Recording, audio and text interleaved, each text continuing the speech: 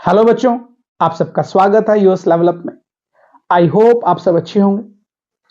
हम पढ़ रहे हैं क्लास 10th के इकोनॉमिक्स के chapter sectors of Indian economy.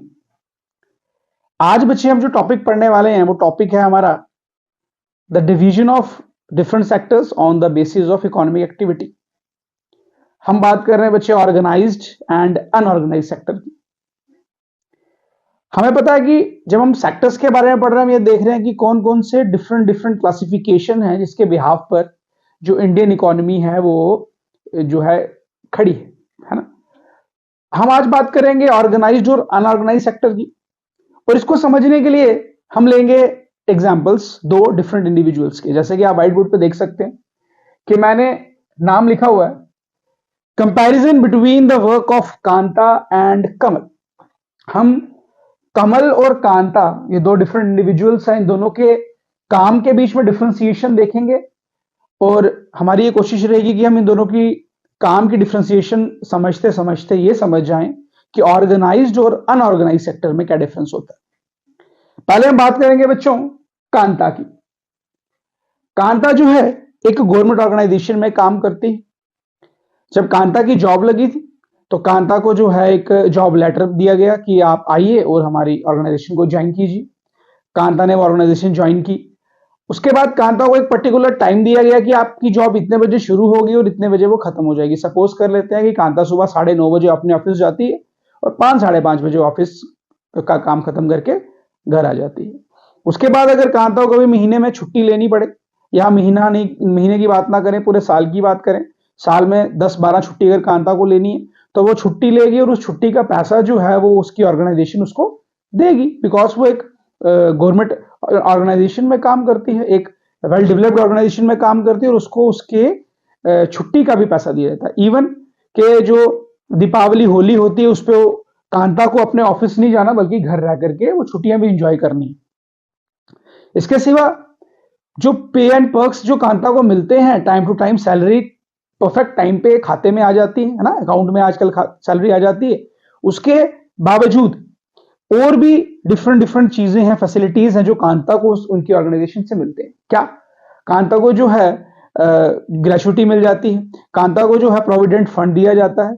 तो इस तरीके से अगर कांता कभी ओवर टाइम लगा देती है अपने ऑफिस में तो कांता को तो भाई साहब ओवर टाइम का पैसा भी दिया जाता है। तो यस, कांता जो है एक अच्छी ऑर्गेनाइजेशन में काम कर रही है, टाइम टू टाइम सैलरी ले रही है और कांता को इतना पता है कि बिना किसी बात के कांता को काम से नहीं निकाला जा सकता है ना। उनका काम जो है वो क्या एश्योर्ड है और वो पक्का जो है 30 दिन काम करेंगी और 30 दिन के बाद उनको अपनी सैलरी मिल जाएगी। अब कांता के बगल में रहते हैं कमल जी। कमल जी जो है वो पास की एक दुकान में काम करते हैं। कमल जी सुबह निकलते हैं काम के लिए, सपोज कर लीजिए 7 बजे 8 बजे जाते हैं, इवन की 9 बजे जाते हैं, जितने बजे कमला जी जाते हैं, कांता जी जाते हैं।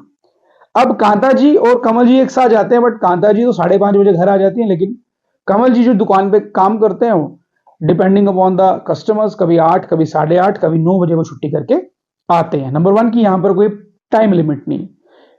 उसके बाद कांता जी हमने देखा जब कांता जी अगर छुट्टी वगैरह करती हैं तो उनको पर्टिकुलर छुट्टियों का पैसा भी दिया जाता है, पैसा नहीं कटता, इवन वो छुट्टी ले सकती हैं। लेकिन अगर कमल जी अपनी दुकान में छुट्टी करते हैं तो उनको उस छुट्टी का पैसा नहीं मिलेगा। अगर वो छुट्टी करेंगे तो उनके जो मालिक हैं वो उनकी छुट्टी का पैसा काट लेंगे। कांता जी अगर अपने समय से थोड़ा सा भी फालतू समय लगाती हैं, अपने ऑफिस में काम करती हैं, उनको ओवर टाइम दिया जाता है। लेकिन कमल जी को अगर आधा 1 घंटा फालतू काम करना भी पड़ जाए तो उनको कुछ भी एक्स्ट्रा नहीं मिलता। कांता जी को अपनी जॉब प्रोफाइल में पैसा तो दिया जा रहा है, उसके साथ साथ उनको सेफ्टी प्रोवाइड की जा रही है, इंश्योरेंस दिया जा रहा है कि भाई साहब आपका जो है हम ग्रेचुटी भी आपको देंगे, आपका प्रोविडेंट फंड भी आपको देंगे, हेल्थ इंश्योरेंस भी देंगे। लेकिन कमल जी जो एक दुकान पे काम करते हैं उनको तो ऐसा कुछ भी है ना, स्पेशल रेगुलेशन कुछ भी नहीं मिल रहे हैं कमल जी को। फिर कांता जी की हम बात करें, कांता जी जहां पर काम करती है उनको काफी अच्छी फैसिलिटीज है, अच्छा पानी मिल रहा है पीने को, सैनिटेशन कंडीशन सारी वहां पर है, एक अच्छा एनवायरनमेंट प्रोवाइड किया जा रहा है। लेकिन कमल जी की बात करें तो कमल जी को, हाँ पानी की हम बात नहीं कर सकते। अगर हम बहुत ज्यादा हाइपोथेटिकल बात करेंगे तो ऐसा बोलेंगे उनको अच्छा पानी नहीं दिया जा रहा। नो, पानी वगैरह उनको मिल रहा है, बट उनकी वर्किंग कंडीशन कभी कस्टमर ज्यादा है कभी कम है ना, किस हिसाब की दुकान पे वो काम कर रहे हैं, तो इस पे इतना जो है ध्यान नहीं दिया जाता, उनको बस काम करना है। तो हमने देखा कि कांता जी कमल जी दोनों काम कर रहे हैं, लेकिन कांता जी जो है काफी अच्छा काम कर रही है और काफी अच्छी डेवलपमेंट की ओर भी जा रही हैं और उनका जो फ्यूचर है वो भी बच्चों सेफ है। लेकिन अगर हम बात करते हैं कमल जी की, तो कमल जी काफी ज्यादा हमें देखने में मिलता है, सहानुभूति उनके लिए पैदा हो रही है कि देखो कितना काम कर रहे हैं, है ना, मिल नहीं रहा कुछ भी, फ्यूचर के लिए कुछ सेव नहीं हो रहा। तो यस, अब इन दोनों ही इंडिविजुअल्स की जॉब प्रोफाइल समझ करके हमें ये समझा कि ये दोनों अलग अलग ऑर्गेनाइजेशन में काम करते हैं। बच्चों यही तो वो टॉपिक है हमारा जो हम आज पढ़ने वाले। ऑर्गेनाइज्ड, कांता जी ऑर्गेनाइज्ड सेक्टर में काम करती हैं और अनऑर्गेनाइज्ड कमल जी अनऑर्गेनाइज सेक्टर में काम करते हैं। यही बच्चे हमारा आज का टॉपिक था कि ऑर्गेनाइज्ड और अनऑर्गेनाइज सेक्टर क्या होता है। अगर हम कांता जी की बात करें, ऑर्गेनाइज सेक्टर की बात करें, तो regularity in the working hours if worked more than usual over time money इनको दिया जाएगा। पहले तो उनकी वर्किंग आवर में रेगुलरिटी है ना, इतने से इतने बजे तक टाइम, सपोज कर लीजिए 9:30 बजे से लेकर के 5:30 बजे तक का इन्होंने काम किया। उसके बाद ही घर आ जाएंगी। अगर इनको एक्स्ट्रा काम करना भी होगा तो उनको ओवर टाइम पैसा दिया जाएगा। She is happy, more than happy. But Kamal ji के काम में इरेगुलरिटी है वर्किंग आवर्स में।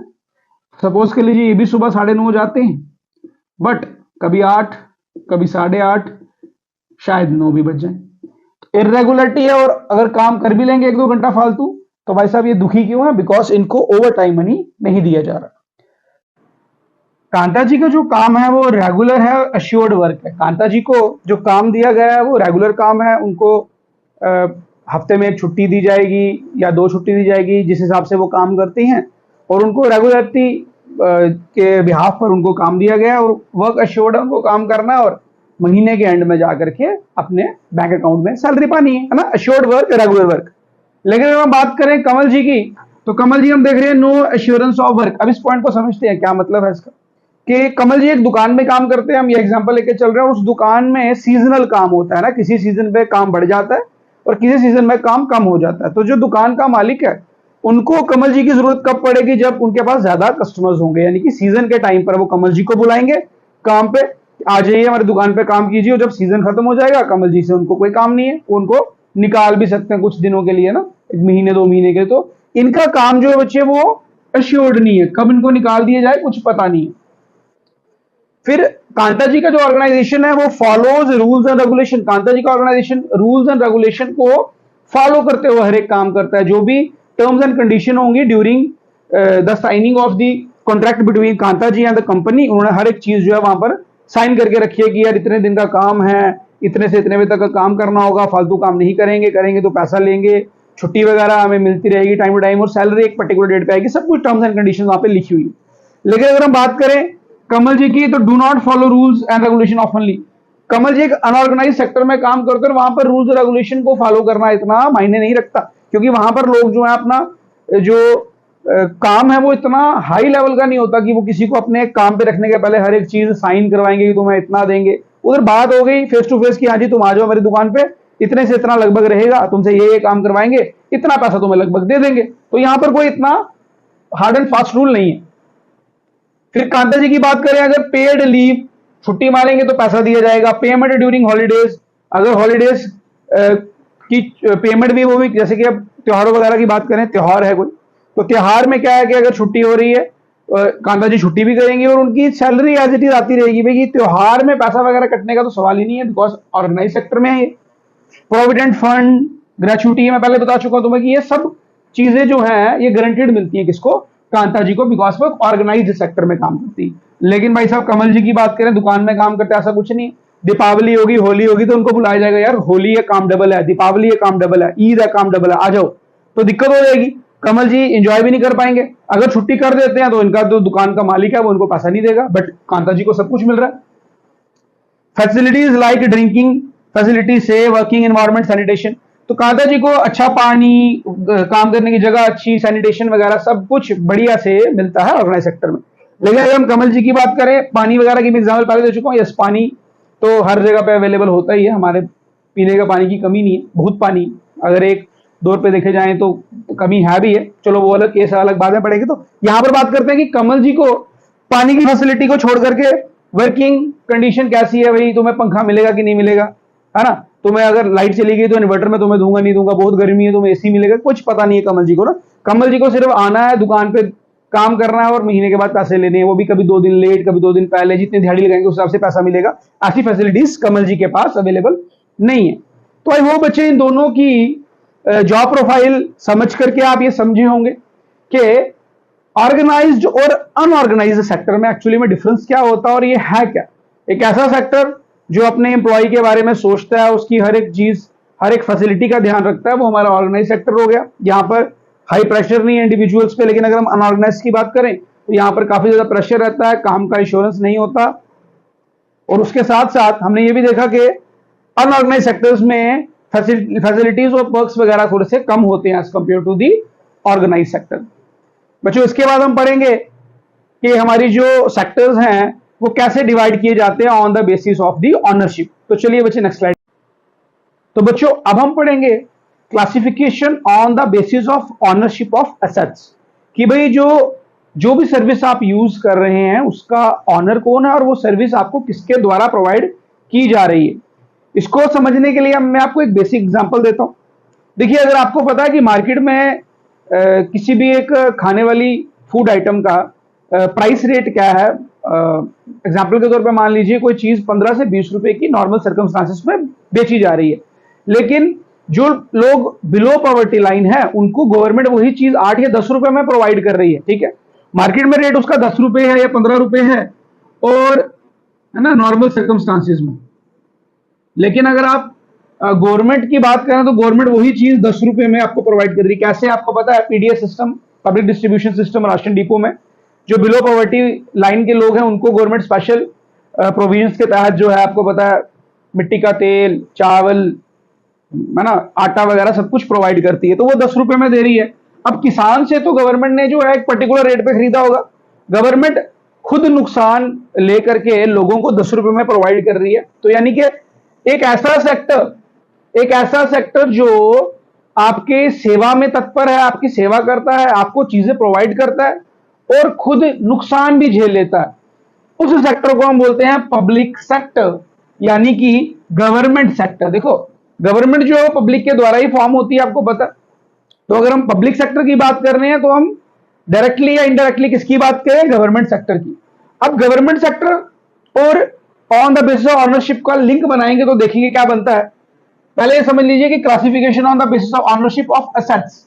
ठीक है, क्या है ये, वन हु ओन्स एसेट्स। अब गवर्नमेंट ओनर है, गवर्नमेंट का सामान है, गवर्नमेंट ने उसको खरीदा है, and is responsible for delivery of services, और गवर्नमेंट वो सामान खरीद करके आप तक वो डिलीवरी कर रही है सर्विसेज की। यानी कि खाने का सामान हमने एग्जांपल ले ली, जैसे दाल चावल की एग्जांपल ले ली, तो वो भी तो क्या है, डिलीवरी ऑफ सर्विसेज, लोगों तक पहुंचाई जा रही है। जब गवर्नमेंट ये काम करेगी तो उस सेक्टर को हम बोलेंगे पब्लिक सेक्टर, पब्लिक सेक्टर। और जब गवर्नमेंट को छोड़कर कोई भी अदर देन गवर्नमेंट कोई इंडिविजुअल है या फिर ग्रुप ऑफ इंडिविजुअल है भाई साहब, वो जब ऐसा काम करेगा, आप वो एक एसेट का ओनर है और वो जब आपको कोई सर्विस प्रोवाइड करेगा, डिलीवरी ऑफ सर्विसेज, तो उसे हम बोलेंगे प्राइवेट सेक्टर। एग्जांपल के तौर पे मैंने गवर्नमेंट सेक्टर की एग्जांपल दी कि गवर्नमेंट आपको राशन जो है वो कम रेट पे प्रोवाइड करती है। सिर्फ राशन की बात नहीं बच्ची, हमारे पास एजुकेशन, हमारे पास हेल्थ सर्विसेज है, सैनिटेशन है, इलेक्ट्रिसिटी। देखो गवर्नमेंट क्या करती है, गवर्नमेंट का काम है लोगों की भलाई के लिए सोचना, लोगों के लिए भलाई का सारा कार्य करना।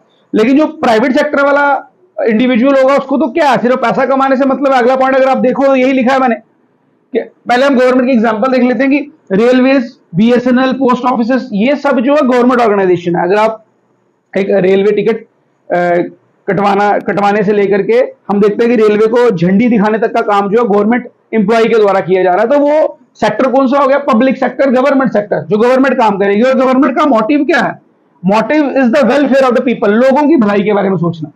लेकिन अगर हम प्राइवेट सेक्टर की एग्जांपल देखें, अमेजॉन, जियो, जो उबर, ओला, टैक्सीज वगैरह आई हैं, वो सब एग्जांपल किसकी है, प्राइवेट सेक्टर की। और इनका मोटिव है प्रॉफिट कमाना, इनको लोगों की भलाई से कुछ लेना देना नहीं, इनको सिर्फ क्या चाहिए, प्रॉफिट चाहिए। तो बच्चे अब हम जब ये दो स्टेटमेंट्स पढ़ते हैं तो उससे हमें थोड़ा सा और जो है ये क्लियर हो जाता है कि पब्लिक सेक्टर और प्राइवेट सेक्टर एक्चुअली में है क्या। पब्लिक सेक्टर वो सेक्टर है जो गवर्नमेंट रन करती है, और गवर्नमेंट रन करती है उसके पीछे मोटिव होता है the welfare of the people.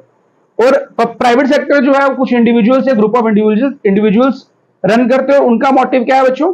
Profit कमाना। अब पब्लिक और प्राइवेट सेक्टर की आप मोटी मोटी एग्जांपल तो समझ गए, डेफिनेशन समझ गए, लेकिन इसको डिटेल में पढ़ना बड़ा जरूरी है। कैसे? There are some services that needs to be remain with the government. कुछ सर्विसेज ऐसी हैं जो हम चाहेंगे, वो हम सबके लिए यही भलाई होगी कि गवर्नमेंट उनको अपने अंडर रखे। अगर गवर्नमेंट उनको अपने अंडर नहीं रखेगी तो काफी दिक्कत होने वाली है। एग्जाम्पल के तौर पे इलेक्ट्रिसिटी की बात करते हैं। बिजली जो है गवर्नमेंट हमें प्रोवाइड करती रही है, कई जगहों पर तो आज भी गवर्नमेंट प्रोवाइड कर रही है, लेकिन मैक्सिमम जगहों पे अब प्राइवेट इलेक्ट्रिक मीटर्स लग रहे हैं। इसका मतलब गवर्नमेंट ने जो ये ऑर्गेनाइजेशन थी, जो बिजली इलेक्ट्रिसिटी डिपार्टमेंट की, वो पब्लिक सेक्टर थी किसी टाइम पे, अब गवर्नमेंट उसको कहां पर दे रही है? प्राइवेट सेक्टर की ओर चेंज कर रही है। उससे क्या हो रहा है कि जो हमारे बिजली के बिल वगैरह आएंगे, गवर्नमेंट अगर हमें 1 रुपया या 2 रुपया यूनिट देती थी, तो प्राइवेट सेक्टर वाले तो 4-5 रुपए, क्योंकि प्राइवेट सेक्टर उनसे अगर कोई भी ठेका वगैरह लेंगे काम करने का ना, तो कुछ ना कुछ पैसा तो कमाएंगे। तो जो प्राइवेट सेक्टर वाले हमसे 3 रुपए या 4 रुपए लेंगे, डबल नहीं लेंगे पर एट द लीस्ट 1.5% डबल तो करेंगे, ठीक है। अब प्राइवेट सेक्टर वाले जब वो बिजली आपको प्रोवाइड कर रहे हैं, बिजली आपको महंगी मिल रही है, ये तो सिर्फ एक बिजली की एग्जांपल है। अगर हम बात करेंगे हॉस्पिटल्स की, यानी कि हेल्थ वगैरह की, एजुकेशन की, तो बच्चे अगर उसमें भी गवर्नमेंट सारा का सारा काम जो है वो किसको दे दे? प्राइवेट सेक्टर को, तो आप देखेंगे कि गरीब आदमी के पास तो पढ़ने के लिए स्कूल ही नहीं बचेगा। बिकॉज गवर्नमेंट क्या करती है? गवर्नमेंट आपसे बहुत ही कम पैसा लेती है, और कम पैसा लेने के बाद आपको एजुकेशन प्रोवाइड कर रही है या फिर हेल्थ सर्विसेज दे रही है। गवर्नमेंट हॉस्पिटल्स में आप चले जाएं, गवर्नमेंट स्कूल्स में आप चले जाएं। लेकिन अगर ऐसा हो जाए कल को कि सारे गवर्नमेंट हॉस्पिटल्स और गवर्नमेंट स्कूल्स बंद हो चुके हैं, तो आप देखेंगे कि मुंह मांगा पैसा लिया जाएगा, हॉस्पिटल्स में भी मुंह मांगा पैसा लिया जाएगा, स्कूल्स वगैरह में भी। तो ये कुछ चीजें ऐसी हैं जो हम लोगों की भलाई इसी में है कि उसको कौन चलाए? पब्लिक सेक्टर, यानी कि गवर्नमेंट। गवर्नमेंट चलाएगी तो ही हमें क्या रहने वाला है? फायदा, तो ही वेलफेयर हो सकती है पीपल की। तो उसमें एग्जांपल आ जाती है, there are some services that needs to be remain with the government. Basic needs वाली सर्विसेज जैसे कि हॉस्पिटल्स, एजुकेशन, सैनिटेशन, और वेलफेयर ऑफ द पीपल वाली services. Welfare of the people, people development क्या है उसमें? Drinking water. अब अगर आपको ऐसा हो जाए कल को कि जो पानी आपके घरों में आ रहा है, वो पानी भी पर डे, पर मिनट जो है, पर मिनट के हिसाब से रेट में आएगा, जब वो कहां चला जाएगा? प्राइवेट सेक्टर के पास। बट गवर्नमेंट क्या करती है? वो अपने पास रखती है ताकि लोगों के ऊपर बोझ ना पड़े।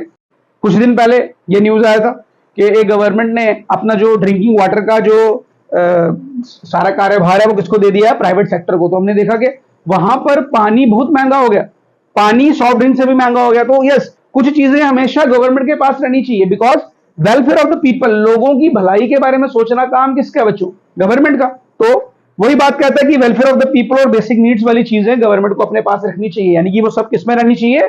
पब्लिक सेक्टर में। Drinking water, electricity, ration depot, PDS यानी कि पब्लिक डिस्ट्रीब्यूशन सिस्टम, जो हम देखते हैं कि राशन डिपो वगैरह बनाए गए हैं, ये सब चीजें जो है बच्चों, ये किसके पास रहनी चाहिए?